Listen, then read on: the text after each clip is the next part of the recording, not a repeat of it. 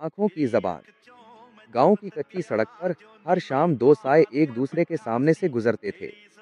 एक जगह था जो खेतों में दिन भर मेहनत करने के बाद वापस लौट रहा होता, और दूसरी नूर थी जो कुएं से पानी भरकर घर की तरफ जा रही होती। उन दोनों ने कभी आपस में एक लफ्ज भी नहीं बोला था, लेकिन उनकी नजरें सारा किस्सा सुना देती थीं। जगह जब भी नूर को देखता, उसकी दिन भर की थकन यूं मिट जाती जैसे तपती धूप में ठंडी हवा का कोई झोंका आ गया हो।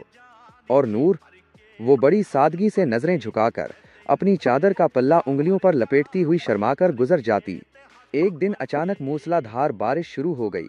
कीचड़ की वजह से नूर का पैर फिसला और उसका मिट्टी का घड़ा गिरकर टूट गया।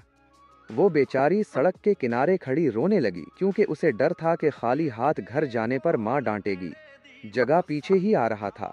उसने खामोशी से अपनी छतरी नूर के सर पर तान ली और अपना नया मिट्टी का घड़ा, जो वो उसी दिन शहर से लाया था, नूर के हाथ में थमा दिया। नूर ने हैरत और तशक्कुर भरी नजरों से जगह की तरफ देखा। जगह बस धीमे से मुस्कुराया और कुछ कहे बगैर बारिश में भीगता हुआ अपने घर की तरफ चल पड़ा।